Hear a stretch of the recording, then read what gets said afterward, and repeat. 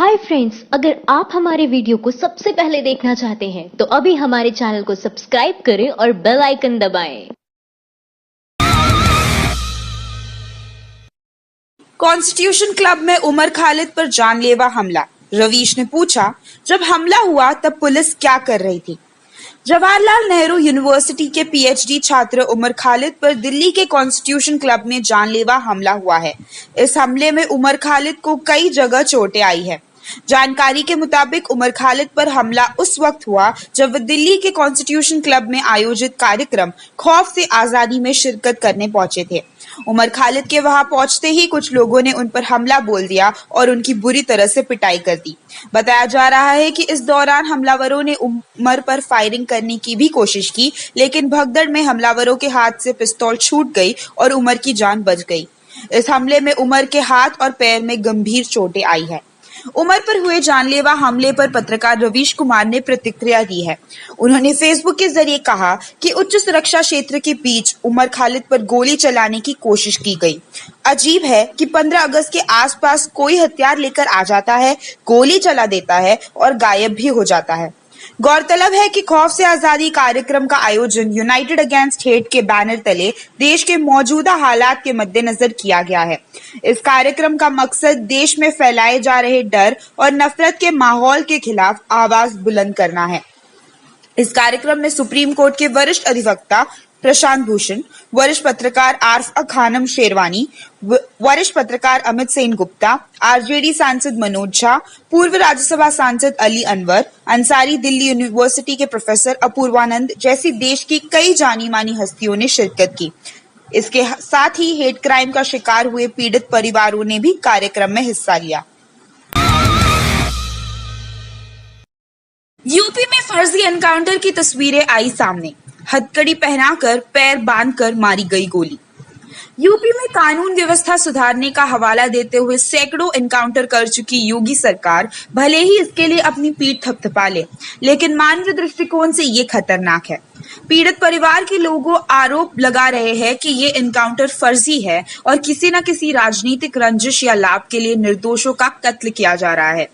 Social media पर कुछ तस्वीरें वायरल हो रही है जिसमें दिखाया जा रहा है योगी की पुलिस एक युवक का हाथ पैर बांधे हुए है और उसके पैर को गोलियों से घायल किया है। युवक की पहचान उस शख्स के रूप में की जा रही है जिसको बदमाश बताकर बीते 15 सितंबर की रात को योगी की पुलिस ने एनकाउंटर में मारा था। आरोप था कि उसने छठी में पढ़ने वाले एक 11 साल के छात्र का अपहरण किया है।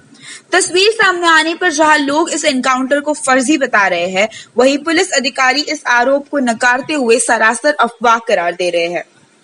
नवभारत टाइम्स ऑनलाइन की खबर के मुताबिक साहिबाबाद एसएसपी हरनारायण सिंह का कहना है, जिन फोटो को फर्जी एनकाउंटर बताकर वायरल किया गया है वो फर्जी है। पुलिस का एनकाउंटर पूरी तरह से सही था। वायरल फोटो की जांच की जाएगी। इससे पहले भी योगी की पुलिस पर फर्जी एनकाउंटर के आरोप लगते रहे हैं। खुलासा, एनकाउंटर करने का 8 लाख लेती है योगी की पुलिस।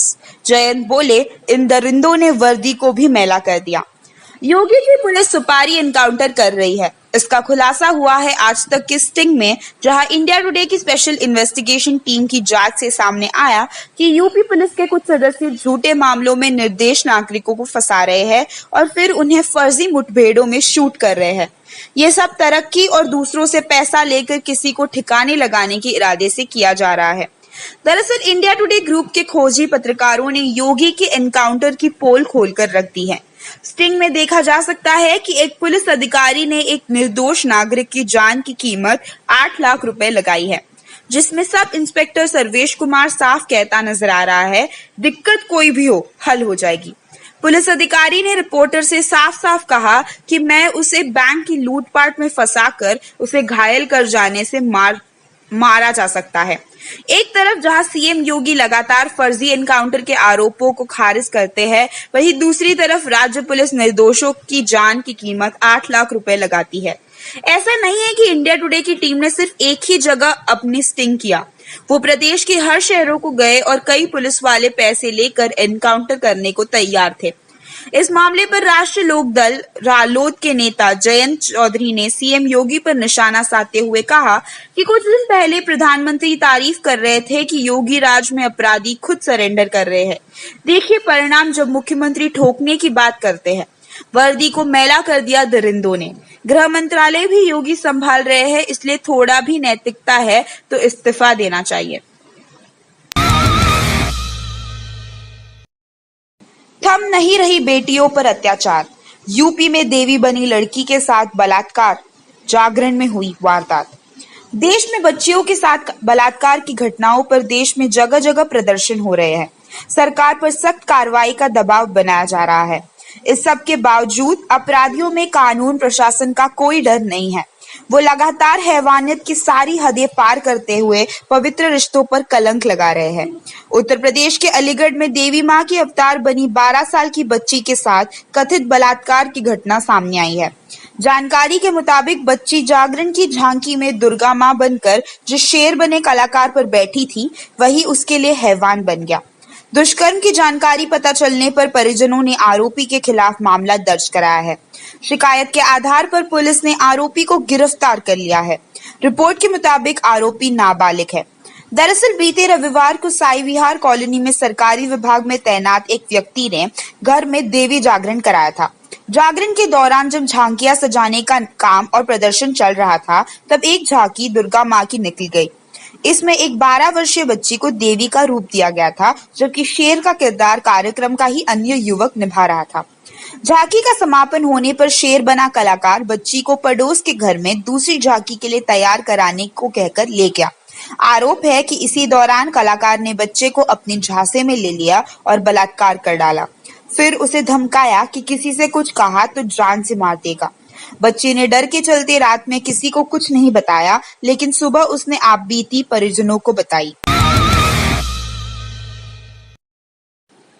विडंबना। 6 विश्वविद्यालय खोलने वालों को चारा चोर और दर्जनों विश्वविद्यालय बर्बाद करने वाले को विकास पुरुष कहा जाता है। लालू प्रसाद फिरका परस्ती के फन को कुचल को रख देने वाला सामाजिक न्याय का योद्धा। सांप्रदायिक शक्तियों के खिलाफ अचल अडिग डटे रहने वाले बिहार के पूर्व मुख्यमंत्री व देश के पूर्व रेल मंत्री लालू प्रसाद का आज 71वां जन्मदिन है। बिना डिगे फिरका परस्ती से जूझने का माधा रखने वाले, पत्थर तोड़ने वाली भगवतिया देवी, जयनारायण निषाद, ब्रह्मानंद पासवान आदि को संसद भेजने वाले, खगड़िया स्टेशन पर बीड़ी बनाने वाले, विद्यासागर निषाद को मंत्री बनाने वाले, आजादी के 43 वर्षों के बीत जाने के बाद भी बिहार जैसे पिछड़े सूबे में समाज के बड़े हिस्से के युवाओं को उच्च शिक्षा से जोड़ने हेतु 6 नए विश्वविद्यालय खोलने वाले लोकप्रिय, मकबूल व विवादास्पद नेता लालू प्रसाद की सियासत की 1995 से करीब से देखने समझने की कोशिश करता रहा हूँ। लालू प्रसाद ने 90 की शुरुआत में ये साबित किया कि जमात की राजनीति से अभिजात्य वर्ग के वर्चस्व को चुनौती देकर समाज में समता व बंधुत्व को स्थापित किया जा सकता है। मानसिक शोषण व गुलामी से बहुत हद तक निजात दिलाने में वे कामयाब रहे। जिनके पैर शूद्रों और दलितों को ठोकर मारते थे, उनके दर्प को तोड़ने का काम लालू प्रसाद ने किया। आरएसएस की उन्मादी, सांप्रदायिक, विभाजनकारी व राष्ट्रभंजक राजनीति करने वालों के खिलाफ खड़ी होने वाली लोकतांत्रिक शक्तियों की भूमिका व हमारे संघर्ष में उनके अंशदान को भी कभी भुलाया नहीं जा सकता। बचपन से लालू प्रसाद की जन राजनीति व लोक संवाद की अद्भुत कला को समझने की कोशिश कर रहा हूँ। वे सूचना व प्रसारण मंत्रालय की स्वायत्त इकाई व जनसंचार का मक्का कहे जाने वाले एशिया के सबसे बड़े संस्थान के रूप में चर्चित भारतीय जनसंचार संस्थान कभी नहीं गए। न एशियन कॉलेज ऑफ जर्नलिज्म पर किसी भी मंजे हुए कम्युनिकेटर से कहीं ज्यादा कुशलता व दक्षता के साथ अपना असर छोड़ते हुए जन सामान्य से संवाद स्थापित करने की कला में छात्र जीवन से ही पारंगत नेता है और भी दुनिया में सियासतदा बहुत अच्छे।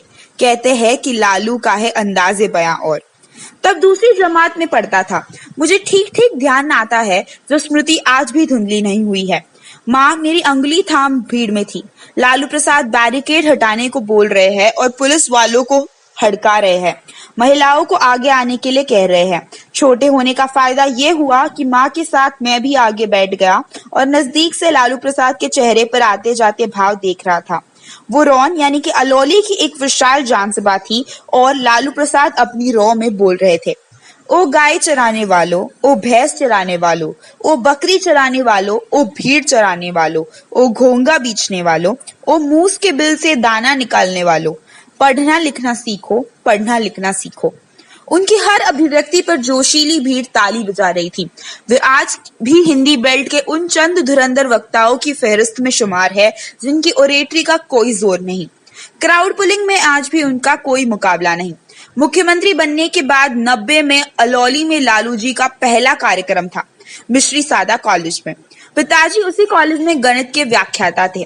कर्पूरी जी को याद करते हुए लालू जी ने कहा, जब कर्पूरी जी आरक्षण की बात करते थे तो लोग उन्हें माँ बहन बेटी की गाली देते थे, और जब मैं रिजर्वेशन की बात करता हूँ तो लोग गाली देने के पहले अगल बगल देख लेते हैं कि कहीं कोई पिछड़ा दलित आदिवासी सुन तो नहीं रहा।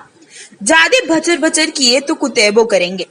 ये बदलाव इसलिए संभव हुआ कि कर्पूरी जी ने जो ताकत हमको दी उस पर आप सबने भरोसा किया है। बिहार में 10 साल नीतीश ने संघ को अपना पैर पसारने का भरपूर अवसर मुहैया कराया व शासकीय संरक्षण दिया। मैंने लालू को लगातार 5 चुनाव में शिकस्त खाते देखा है, पर विचारधारात्मक स्तर पर धर्मनिरपेक्षता के मामले में लड़खड़ाते कतई नहीं। लगातार 5 चुनाव यानी फरवरी 2005 व अक्टूबर 2005 का विधानसभा चुनाव, 2009 का लोस चुनाव, 10 का विस चुनाव एवं 14 का लोस चुनाव में करारी हार के बाद आदमी सत्ता के गलियारे में अलबला के न जाने किस चीज से हाथ मिलाने को तैयार हो जाता है, मगर लालू प्रसाद ने भाजपा के साथ कभी कोई समझौता नहीं किया। इसलिए वे जॉर्ज फर्नांडिस, शरद यादव, रामविलास पासवान और नीतीश कुमार से कहीं ज्यादा बड़े नेता के रूप में अखिलियतों के बीच स्थापित है। ऐसा नहीं कि जॉर्ज, शरद, रामविलास, मुलायम की पहले की लड़ाई को लोग भूल गए हैं या उसकी कद्र नहीं है, लेकिन सामाजिक न्याय सांप्रदायिक सौहार्द के बगैर अधूरा रहेगा।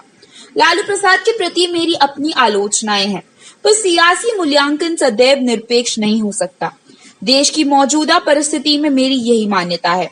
ये भी सच है कि जमहूरियत में चुनाव ही सब कुछ नहीं है, वो तो राजनीति की कई गतिविधियों में से एक गतिविधि है। दुर्भाग्य है कि चुनाव को ही संपूर्ण राजनीति मान लिया गया है।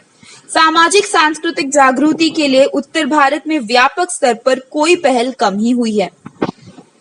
कोई तो सूद चुकाए, कोई तो जिम्मा ले उस इंकलाब का जो आज तक उधार सा है। बाकी बातें एक तरफ, लालू प्रसाद का सेक्युलर क्रेडेंशियल एक तरफ, लालू जी की इसी धर्मनिरपेक्ष छवि का कायल रहा हूँ। 89 के दंगे के बाद विषाक्त हो चुके माहौल में 90 में सत्ता संभालने के बाद बिहार में कोई बड़ा दंगा नहीं होने दिया। मौजूदा हालात में जहां धर्मनिरपेक्ष देश को हिंदू राष्ट्र में तब्दील करने की जबरन कोशिश की जा रही है, वैसे में सामाजिक फासिवाद से जूझने का जीवन रखने वाले नेता कभी अप्रासंगिक नहीं हो सकते। बिहार में किसी को अपना कार्यकाल पूरा करने क्यों नहीं दिया जाता था, इस पर अभी सोचिएगा। चाहे वो दारोगा राय हो, भोला पासवान शास्त्री हो, अब्दुल गफूर हो या कोई और, किसी ने अपना टर्म पूरा नहीं किया। कई मामलों में तुलनात्मक रूप से मैं लालू प्रसाद को श्री कृष्ण सिंह, केदार पांडे, विनोदानंद झा, बिंदेश्वरी दुबे, भागवत झा आजाद, जगन्नाथ मिश्रा और के.बी. सहाय, इनकी कार्यशैली के बारे में साहित्यकार, ट्रेड यूनियन लीडर वो एमएलए रही रामनिका जी बेहतर बताएंगे, से बेहतर मुख्यमंत्री मानता हूँ। बिहार में सरकारी स्तर पर सामंतशाही के संरक्षण पर बिहार के पहले सोशलिस्ट विधायक, सांसद व सोशलिस्ट पार्टी के राष्ट्रीय अध्यक्ष रहे बीएन मंडल चोट करते हैं, जब केदार पांडे की सरकार के दौरान समाजवादी विधायक सूर्यनारायण सिंह को 1973 में इतनी बर्बरता से पीटा गया कि उनकी मौत हो गई। 2 मई 1973 को राज्यसभा में सवाल उठाते हुए भूपेंद्र बाबू ने कहा, जब सूर्यनारायण सिंह को पुलिस लाठी से मार रही थी, उस समय पूंजीपति के घर पर बिहार का मुख्यमंत्री और एक यूनियन का नेता बैठकर चाय पी रहे थे और कहा जाता है कि इन लोगों के षड्यंत्र की वजह से ही उनको मार लगी। जलाने के समय में जब उनकी देह को खोला गया तो समूची पीठ का चमड़ा लाठी की मार से फट गया था। ऐसी हालत में अगर लोग अहिंसा को छोड़कर हिंसा का मार्ग पकड़ते हैं तो कौन सी बेजा बात करते हैं। बिहार लेनिन बाबू जगदेव प्रसाद की किस बर्बरता और अमानवीयता से हत्या की गई वह किसी से छिपा नहीं है। उन्हें घसीटा गया, लाठियां बरसाई गई, प्यास लगने पर उनके मुंह पर पेशाब करने की बात की गई और साजिश में जो रामाश्रय सिंह शामिल थे। 2005 में जब नीतीश कुमार लोजपा को ताड़कर गायमाल की तरह 17 से 18 विधायकों की खरीद फरोख्त कर रहे थे, उस वक्त लोजपा से भागकर कथित रूप से 1 करोड़ में जदयू के हाथों बिके उस आताई को छवि प्रिय बाल गांधी नीतीश जी ने अपने मंत्रिमंडल में संसदीय कार्य और जल संसाधन मंत्री बना दिया। कर्पूरी ठाकुर पर घोटाले का कहीं कोई आरोप नहीं था, पर दो बार उनकी सरकार नहीं चलने दी गई। 70 के उत्तरार्ध में सिर्फ सिंचाई विभाग में वे 17,000 वैकेंसीज लेकर आते हैं और जनसंघी पृष्ठभूमि के लोग रामसुंदर दास को आगे करके 1 हफ्ते के अंदर सरकार गिरवा देते हैं। जहां एक साथ इतने बड़े पैमाने पर फेयर तरीके से ओपन रिक्रूटमेंट हो, वहां मास्टर रोल पर सजातीय लोगों को बेहाल कर बाद में उन्हें नियमित कर देने की लत से लाचार जातिवादी लोग इस पहल को क्यों कर पचाने लगे। श्री कृष्णा सिंह के बाद अपना कार्यकाल सफलतापूर्वक पूरा करने वाले लालू प्रसाद बिहार के पहले मुख्यमंत्री हैं। हाँ, अंतर्विरोधी से दो चार होना भारतीय लोकतंत्र की नियति बनती जा रही है, जो कचोटता है, जिसने संचय संग्रह की प्रवृत्ति से पार पा लिया। वह संसदीय राजनीतिक इतिहास में कर्पूरी ठाकुर मधुलिम्ये की भांति अमर हो जाएगा। ऐसे त्याग की भावना के साथ जनसेवा करने वाले जनता के नुमाइंदे विरले आते हैं, पर मैं आश्वस्त हूँ कि आज भी भले लोग हैं जो ओछी महत्वाकांक्षाओं से परे समाज में परिवर्तन के पहिए को घुमाना चाहते हैं, ताकि व्यक्ति की गरिमा खंडित न हो, सब लोगों के लिए प्रतिष्ठापूर्ण जीवन सुनिश्चित हो सके। लालू और नीतीश में एक बड़ा फर्क ये भी है कि जहां लालू के समय में अफसरशाही को अपनी हद पता थी, वहीं नीतीश के काल में अफसर नंगा नाच करने में कोई असर नहीं छोड़ते। गरीब गुरबों, कमजोर वर्गों पर पूरी नीचता के साथ ढौस जमाने का कोई मौका नहीं जाने देते। पिछले दिनों जिस बेशर्मी के साथ एक सीईओ एक महिला के साथ गाली गलौज कर रहा था, उसे लगता है कि वो सीईओ ने हुआ कि पूरा अंचल ही उसके अब्बाजान की जागिर हो गई। इस कॉलोनियल माइंडसेट के साथ आम जनता को भेड़ बकरी समझने वाले अफसरन के लिए लालू प्रसाद का स्टाइल ही ठीक था, जो रोजाना डेमोक्रेसी को एक्सरसाइज करते थे, डेमोक्रेटिक प्रोसेस को डीपेन करने के काम में लगे रहते थे। अब इसे कोई खैनी लटवाने के प्रसंग से जोड़कर आईएएस की तौहीन समझे तो उनकी इच्छा। इसके पीछे जो सामाजिक जागृति के संदर्भ में राजनीतिक संदेश था, वो बेहद गहरा था। प्रवचन करने से पहले थोड़ा पब्लिक एडमिनिस्ट्रेशन के पन्ने भी कभी कभार उलट लेना चाहिए। लालू प्रसाद से पहले बिहार में कोई मुख्यमंत्री ही नहीं हुआ जो इतना भी संवेदनशील हो कि हर माह विशेष कष्ट के दिनों में कामकाजी महिलाओं के लिए 2 दिन के विशेष अवकाश का प्रावधान करे। बहुधा मीडिया निर्मित धारणा प्रधान समाज में पुष्पित पल्लवित महिलाएं भूल जाती है कि महीने के विशेष कष्ट के दिनों में उनका विशेष ख्याल करते हुए लालू ने सत्ता में आने के 2 साल के अंदर सेवारत खवातीन के लिए यह व्यवस्था कर दी। लालू को गरियाने से पहले जरा गूगल कर ले कि जो काम लालू ने आज से 25 साल पहले कर दिया था, वो काम आज भी इस देश के कितने सूबों के मुख्यमंत्री कर पाए हैं। ये तो सरासर कृतघ्नता है। कम से कम वो तो गवार सीएम रहे लालू का मजाक उड़ाना बंद कर दे। उन्हें तो कायदे से उनका शुक्रगुजार होना चाहिए। सबसे अधिक ब्लॉक लालू ने बनाए, सबसे ज्यादा प्राथमिक विद्यालय लालू ने खोले। इतना ही नहीं, लालू प्रसाद ने 5 स्टेट यूनिवर्सिटी सत्ता में आने के 2 साल के अंदर और राबड़ी जी ने 1 यूनिवर्सिटी 8 माह के भीतर खोल दी। पर इसकी चर्चा अपने किस मीडिया चैनल पर आज तक नहीं सुनी होगी। मोदी जी ने 3.5 साल में कितनी सेंट्रल यूनिवर्सिटी खोली, जरा कोई पता करे, मुझे भी जिज्ञासा हो रही है। उल्टे आए दिन ये पब्लिक फंडेड यूनिवर्सिटीज पर दृष्टि डालकर उन्हें प्राइवेट हाथों के हवाले कर देना चाहते हैं। आजादी के बाद के बिहार में मुख्यमंत्रियों की एक लंबी फहरिस्त है, जिसमें तथाकथित सुशासन बाबू का भी नाम शुमार है, लेकिन किसी भी मुख्यमंत्री के नाम 5 विश्वविद्यालयों की स्थापना का श्रेय नहीं है, सिवाय लालू प्रसाद को छोड़कर। क्या नीतीश ने एक भी विश्वविद्यालय की स्थापना की? लालू प्रसाद ने अपने पहले कार्यकाल के शुरुआती 2 वर्षों में बिहार को 5 नई यूनिवर्सिटी छपरा, आरा, हजीराबाद, मधेपुरा और दुमका में दी। एक तुरंत उसके बाद राबड़ी देवी के कार्यकाल में 98 में पटना में मिली। इतना करने में पूर्ववर्ती सरकारों को आजादी के बाद 43 साल लग गए। लालू की रफ्तार खुद ही सारा किस्सा बयां करती है कि समाज के बहुत बड़े वंचित वर्गों के युवाओं को उच्च शिक्षा से जोड़ने के लिए उनके अंदर क्या उमंग थी। बाद में कब, कैसे, क्या जाल बुने गए, क्या खोल हुए, हम सब उससे वाकिफ है। ऐसे व्यक्ति को भी जाहिल, गवार और दृष्टिविहीन नेता साबित करने में मीडिया और बुद्धिजीवियों के एक बड़े वर्ग द्वारा कोई कसर नहीं छोड़ी गई। ये रही सूची उन नए विश्वविद्यालयों की, मुझे कुछ नहीं कहना है। जेपी विश्वविद्यालय छपरा, वीर कुंवर सिंह विश्वविद्यालय आरा, बीएन मंडल विश्वविद्यालय मधेपुरा, विनोबा भावे विश्वविद्यालय हजारीबाग, सिदो कान्हू मुन विश्वविद्यालय दुमका और मौलाना मजहरुल हक अरबी फारसी विश्वविद्यालय Patna. Mind the news room की रिपोर्ट। Thank you for watching our video. अगर आपको हमारी वीडियो पसंद आई हो तो इसे लाइक जरूर करें और हमारे चैनल को सब्सक्राइब करना ना भूलें।